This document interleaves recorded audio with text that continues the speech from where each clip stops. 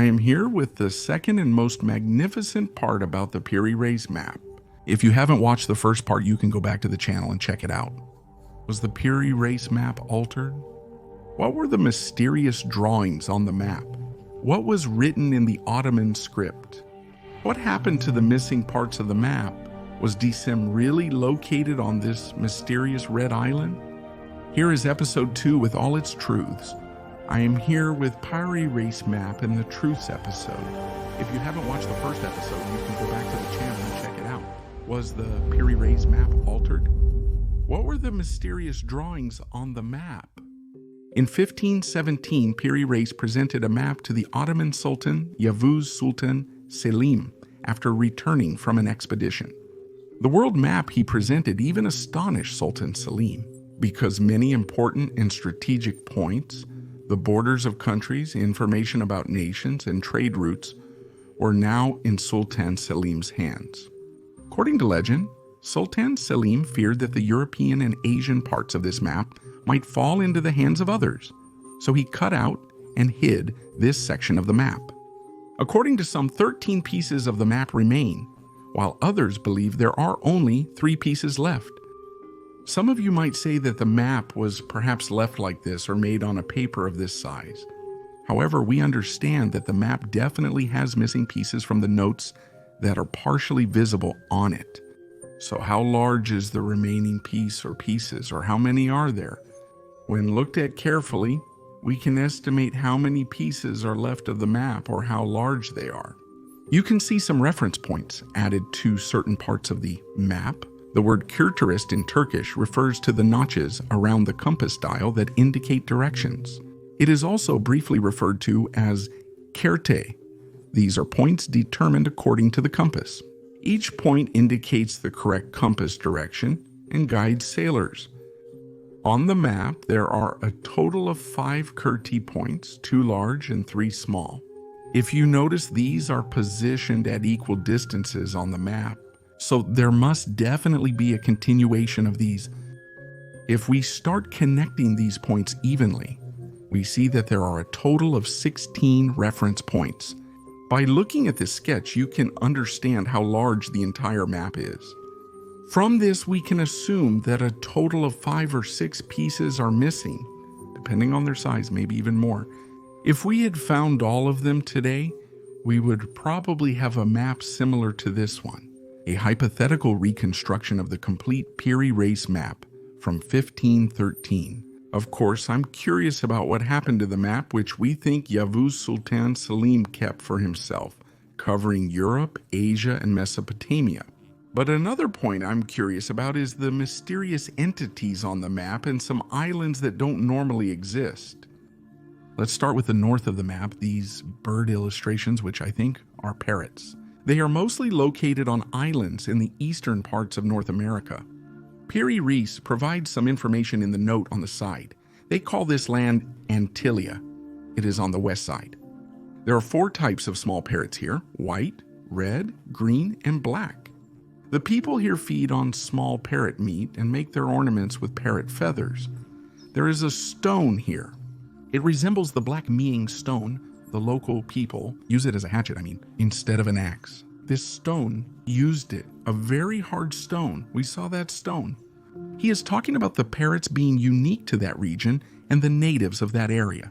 Again, in the north of the map, 2 people can be seen on an upside down fish or whale. Interestingly, we see them lighting a fire on the fish. This was one of the curious parts again. Piri Reis made the following note. It is said that a priest named Saint Brandon traveled the 7 seas. The mentioned priest and his companions stepped onto a fish, mistaking it for land or a small islet, and lit a fire. When the fish's back heated up, it dove into the sea. They swam back to the ship. This situation spread from old world maps. It was not taken from the Portuguese. We are moving down towards the bottom of the map. In the west, we see 2 interesting creature illustrations. I think Piri Reis is sharing the knowledge he obtained from others. In his note, he wrote the following: "In this country's mountains, such monsters are rumored to exist. Additionally, many of Adam's descendants inhabit the coasts. The gold mines are said to be endless. It seems that Piri Reis drew these creatures based on what was told.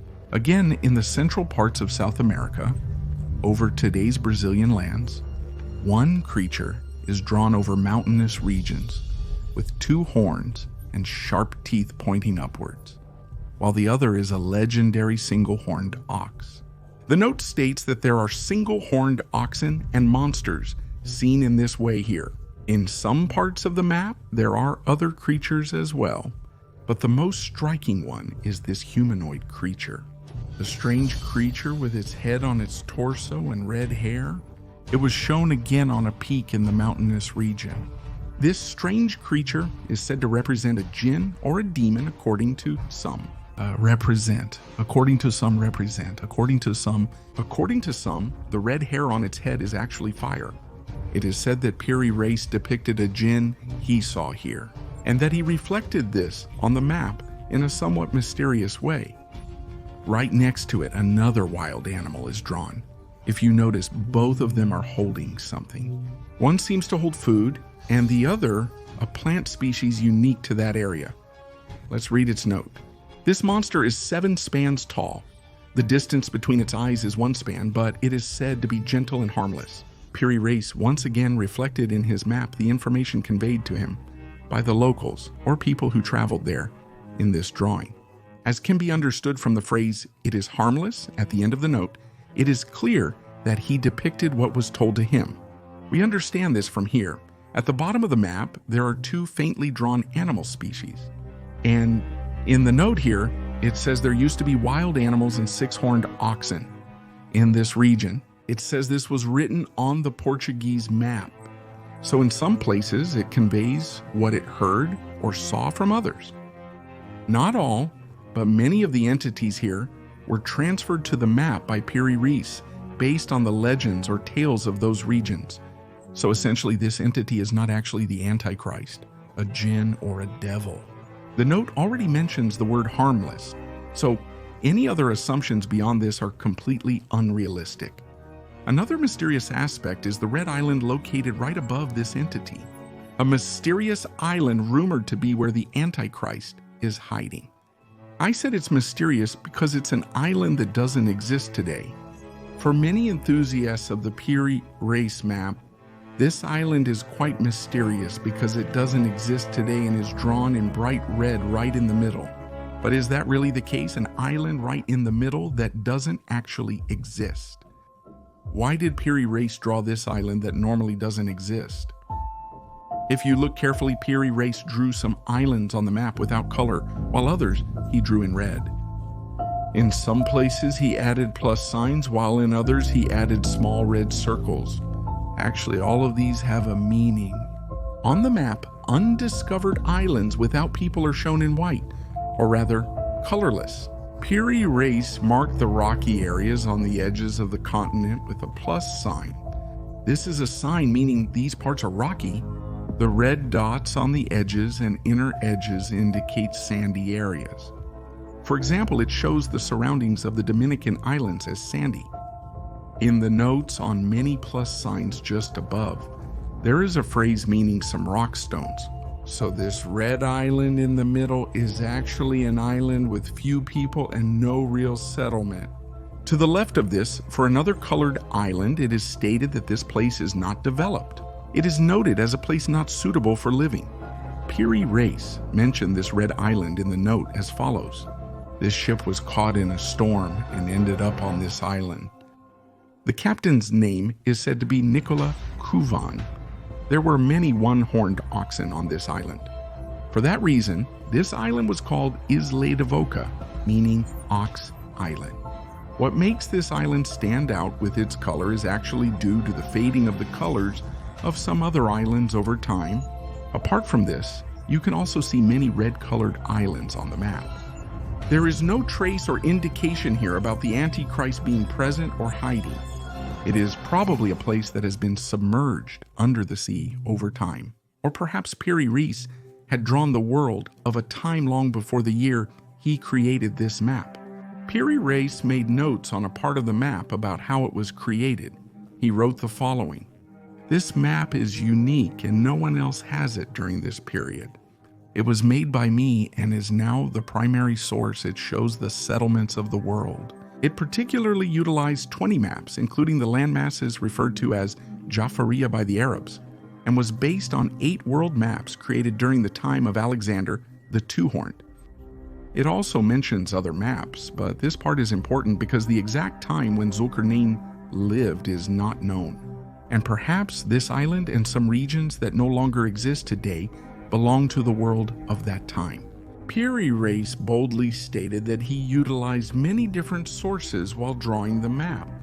But this part is interesting, because normally cartographers do not note the map sources they use on the maps they draw. Such a note is not found on many world maps. Even more interestingly, none of the maps that Piri Reis could have referenced contain the fine details found in the Piri Reis map. Again, none of them even knew the shape of the South American continent at that time. There were roughly sketched South American continents. The biggest dilemma is the thought that the western part of the map, meaning the American continent, was drawn based on Christopher Columbus's map. However, to this day, no map showing America belonging to Christopher Columbus has been found. It doesn't mean it's non-existent. So then, why did Piri Reis constantly note that he used Columbus's map while drawing his own map? Was this part added later? Fuat Bashar, who holds the title of United Nations Educational, Scientific, and Cultural Organization Cultural Heritage Bearer, stated that he has doubts about the authenticity of the map. Bashar stated that Piri Reis used the Talik script method in his Ottoman Turkish book Kitab-ı Bahriye and the world map, whereas he used the Naskh script method in the section where South America is located. Bashar claimed that the section stating the map was drawn based on Columbus, Portuguese, and Arab maps was added later, thus suggesting that Piri Reis's geographical knowledge and maritime expertise were shared by Europe. In other words, the idea that a Turkish sailor could draw such an extraordinary map was not accepted by some, and efforts were made to give the impression that it was created by referencing others and sharing credit for the map. Another point supporting this claim is that the Piri Reis map is not displayed in the Topkapi Palace. When officials were asked about this, the response given was that it is not displayed due to wear and tear, and when an examination was requested, they received no response from the palace. The original map was discovered 4 centuries later in 1929 and sent to America for examination. According to legend, from this point on, not the original but a copy was sent back, moreover, along with some notes that were added later. To verify this claim, a deep layer analysis of the map, just like with the Mona Lisa painting, needs to be conducted. Maybe the claims are true, who knows? This will, of course, be revealed through the analyses to be conducted. When the missing pieces of Piri Reis's map are found, we might learn what the world was like hundreds of years ago. Maybe the secret of Atlantis, the lost continent, or perhaps the location of many other mysteries will be revealed when the other missing pieces of the map are found. That's when perhaps a very different world will be waiting for us.